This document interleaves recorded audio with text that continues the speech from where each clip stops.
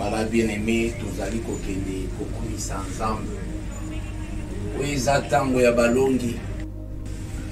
Eza moment ya prière ya makasi. Eza moment ya prière ya balongi. Eza moment ya prière ya batu oyo bazali kotombola miso na bango epai na papa na bango. Bazali kokende kobondela nzambe katikati na butu na lelo. Basusu bazali kofukama, bafukami. Bazali kobelela epai na Yawe nzambe na bibele. Kobelela mokonzi na kati na butu. Bato bazali koleka. Me biso tozali kobondela nzambe.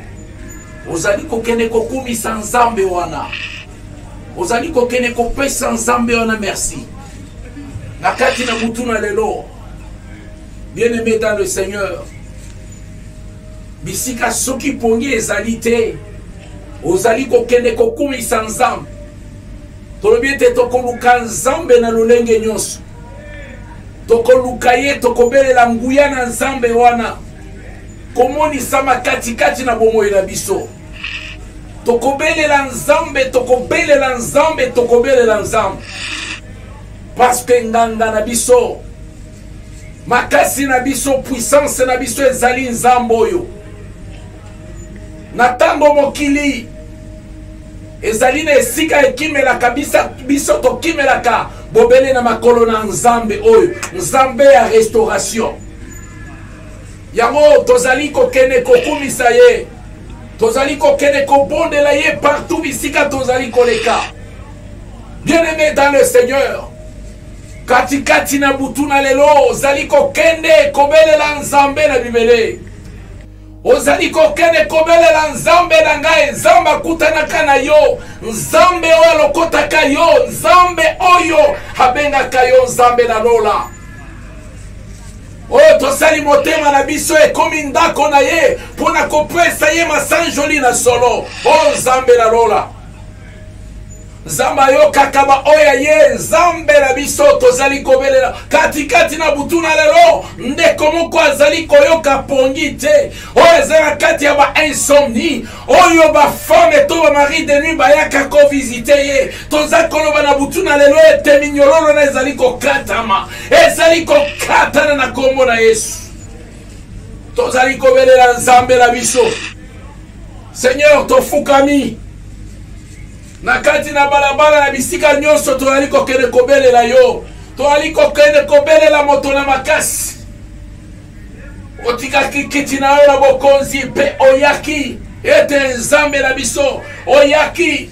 Kolata nzoto ya masumu. Poete osoma ndeko oyo. Poete osoma ngai. Ete tokangola mana misala ya molili. Ete tokangola mana kati na minyololo. Ete tokangola mana kati na pasi. Ete tokangola mana nzambe na bomoi. Ya olobete wako yoka soni liboso ya bato. Okoyoka esoni liboso na kiti na bokonji. Yango nzambe la zali kobelela yo tala. Mokili yango tala butu yango yo papa. O tala na sima bato wazali koleka nkolo. Tozali kobelela yo nzambe la biso. Hallelujah. Nali kobelela yo nkolo. Bisiko ozali bien-aimé. Ozali kokende kobelela nzambe na yo. Hallelujah. Hallelujah. Na kati ya butu ya lelo ndeko moko. Ndeko moko. Mama moko, papa moko akobikisama na kati ya butu ya lelo. Bisika yo zali ozakolala.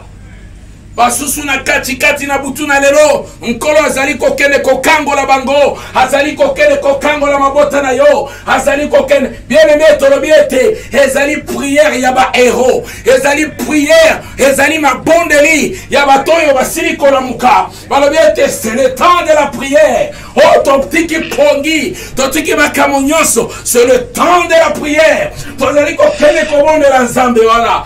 Peko tambola likolo na soloka likolo na nzonga. Likolo na misala nyonso ya satana.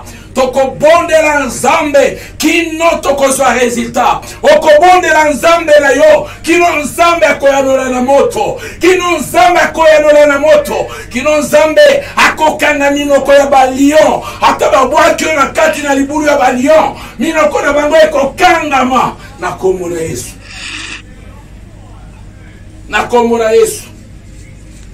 Alléluia. Toito méditer parole ensemble na kati ya livre. Na kati ya livre évangile selon Jean. À chapitre 5. Bien-aimé dans le Seigneur. Na kati ya tongo na lelo. Alléluia. Alléluia. La banine verset 4, c'est une histoire que tu connais très bien. Car un ange descendait de temps en temps dans la piscine et agitait l'eau.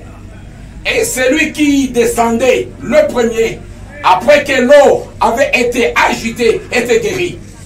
Quelle qu'elle soit sa maladie. Là se trouvait un homme malade depuis 38 ans. Jésus l'a vu couché et sachant qu'il était malade depuis longtemps, lui dit, veux-tu être guéri?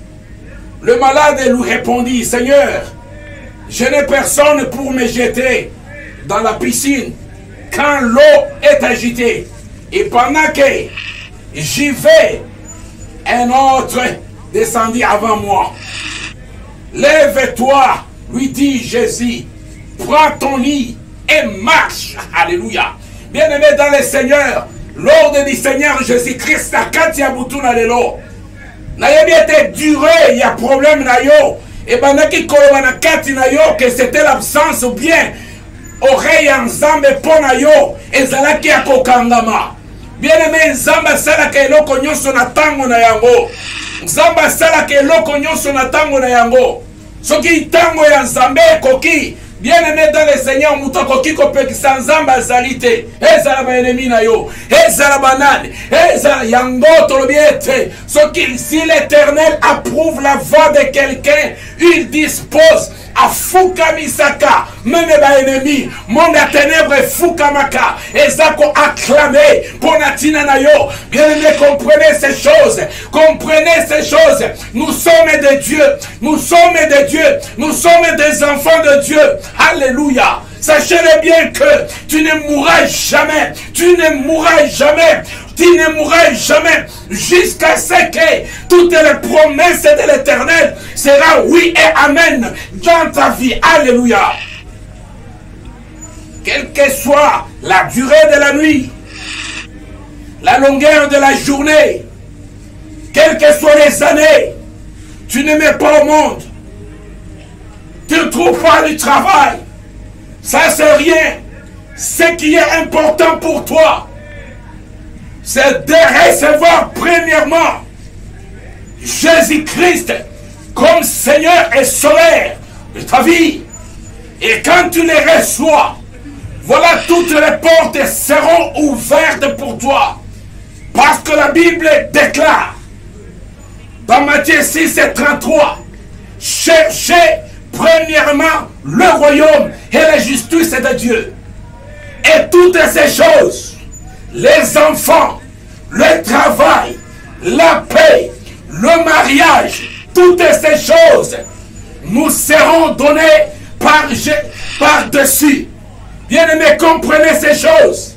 Et quand nous comprenons que ce qu'il faut chercher, même quand nous venons à l'église, ce qu'il faut chercher, ce n'est pas le travail, ce n'est pas la prospérité, c'est la connaissance exacte de Jésus-Christ.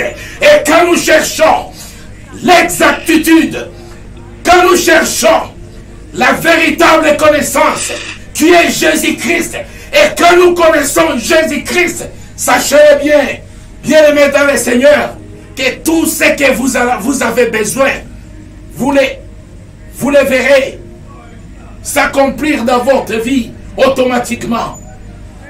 Car Christ, il a promis cela. C'est pourquoi, ma disciple Matounier, nous avons tout quitté. Et nous t'avons suivi. Et qu'est-ce que nous allons recevoir au retour? Après avoir abandonné mon travail, ma famille, ma femme, mes enfants, tout ça, là où il y avait des intérêts, là où j'ai gagné du pain, après avoir abandonné les tours et j'étais suivi, qu'est-ce que je vais gagner au retour? La réponse de Jésus est claire. Comme vous avez tout quitté, vous avez tout perdu à cause de moi. C'est lui qui perd dans sa vie. À cause de mon nom, il la récupérera. Et celui qui gardera, qui protégera sa vie, il la perdra.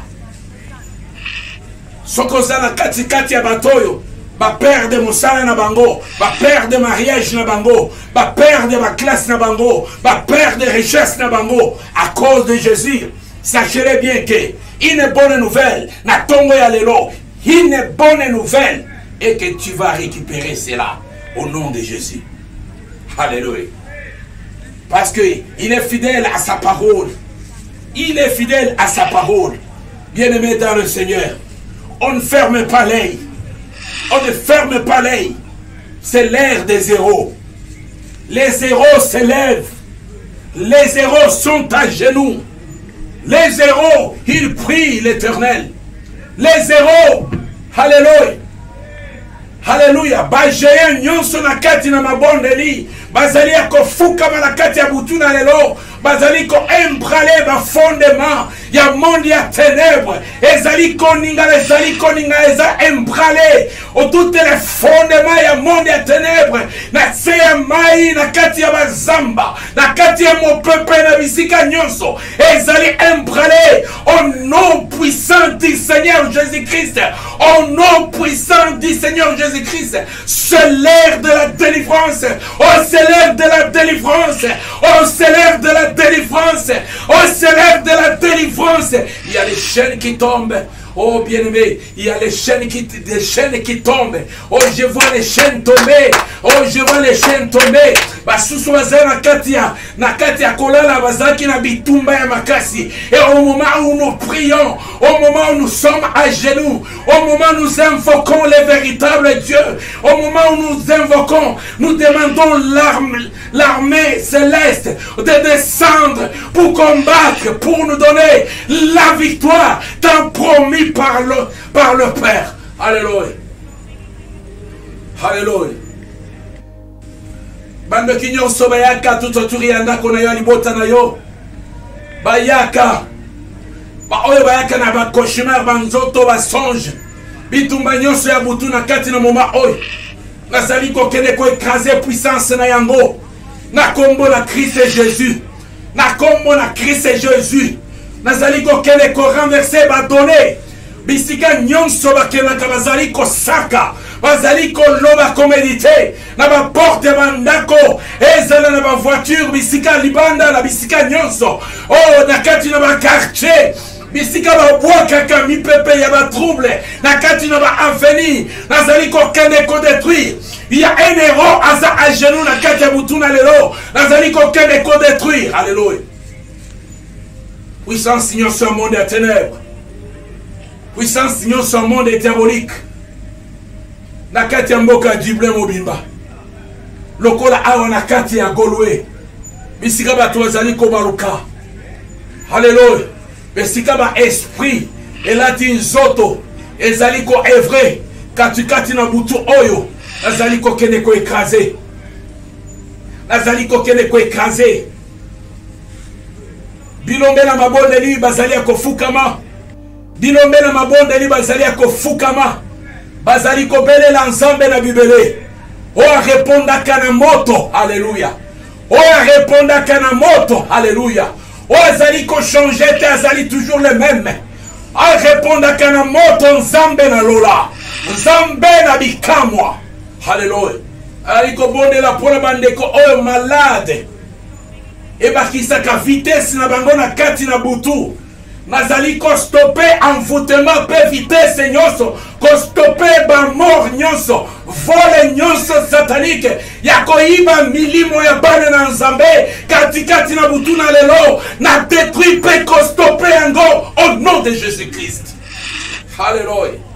Gloire soit rendue au Seigneur. Seigneur Yahweh, tozali ko belela, eza moma ya bilombe. Bilombe basili kotelema. Bilombe basili kotelema. Bilombe basili kotelema. Tozali ko marcher. Likolo na solo kana nzonga. Likolo na puissance ya ennemi. Likolo na misala nyonso ezali ko confesser bon zambete. Na kombo na Yesu Kristo. Na kombo na Yesu Kristo. Nakei ko détruire. Nakei ko détruire. Nakei ko détruire. Nakei ko détruire. Misala nyonso bokeseni. Misala nyonso monde pande muyombe. Misala nyonso monde diabolique. Misala nyonso oyo ba planter na kete ba balabala na ba coin na ba quartier. Oyo ba kangaka ba yibaka ba zemi ya 1 mois ya 2 semaines. Ba yibaka oyo nyonso bazali ko sopa. Mi pepe ya ba maladie. Mi pepe ya envoûtement ya division. Ya ba querelle. Mi pepe ya blocage ya ba jeune fille. Ya ba jeune garçon. Oyo bazali ko sopa. Mon pepe ya kindumba ya adultère. Oyo nyonso bazali ko sopa. Na kati na ba quartier na ba ville. Bisika nyonso nazali ko détruire. Na kombo na Yesu Kristo. Au nom du Seigneur Jésus-Christ. Au nom du Seigneur Jésus-Christ. Un héros se lève ce matin. Un héros se lève ce matin. Et il prie l'Éternel. L'Éternel est Dieu Tout-Puissant. Héros moko telemi. Na kati na butuna lelo. Héros moko telemi. Na kati na butuna lelo. Azali ko kene ko bondela. Oh héros moko telemi. Héros moko telemi. Bien-aimé dans le Seigneur. Héros moko telemi. Héros moko telemi. Alléluia. Zamba Zoualokumu. Zamba Zoualokumu. Vraiment bien-aimé dans le Seigneur. C'était quelques minutes. Il y a prière Nabiso. Autre levé était prière des héros. Alléluia, il est 2 heures. Alléluia, il est 2 heures. Alléluia. Alléluia. Zamba Zoualokumu. Zamba Zoualokumu. Tu gâtes l'ipamboli na nzambe. L'ipamboli na nzambe. L'ipamboli na mokonzi. Alléluia. L'ipamboli na mokonzi. Na kati na moko na moko. Na butu ya lelo. Na kombo na Yesu Kristo. Na kombo na Yesu Kristo. La prière des héros. Alléluia. Alléluia. Ma bondeli. Ma bondeli. Na bingambe na bilombe.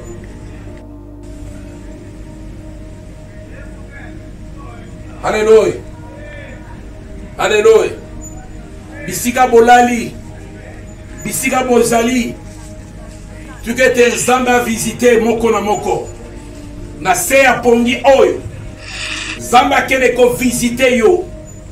Zamba kene ko kotsa reve na kati na yo.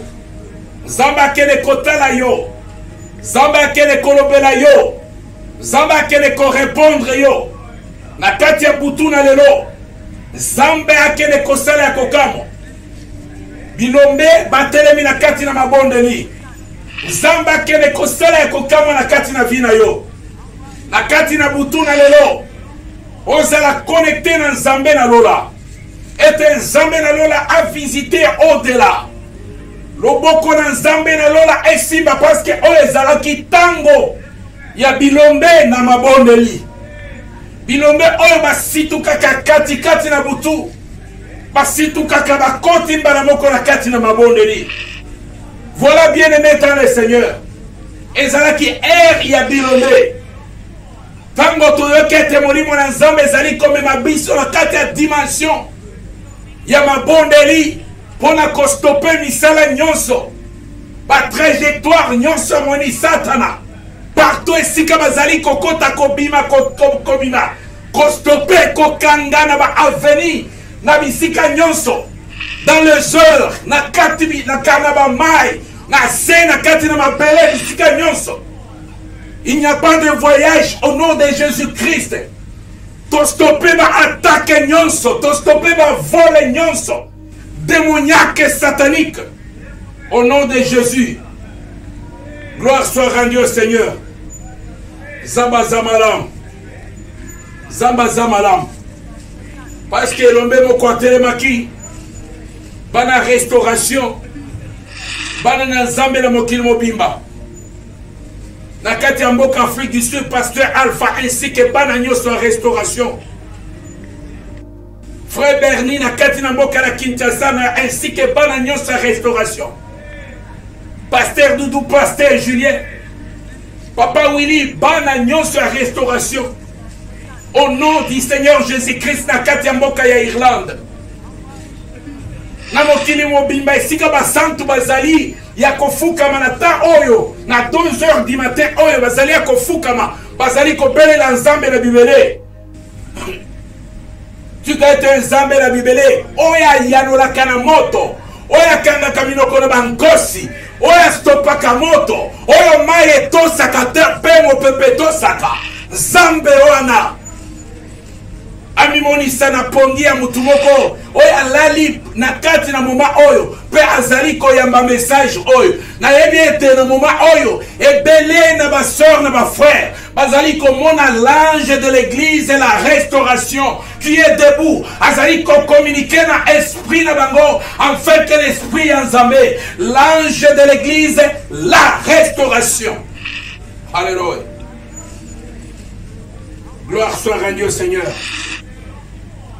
Que la paix qui surpasse toutes choses et la victoire de Yahweh katikati na bino na mabota na bino na bisika nyonso na kombo na Yesu Kristo waza mokonzi na biso. Alléluia. Tozali kosenga na frère na biso vainqueur wazali kozwa la caméra. Alléluia. Alléluia.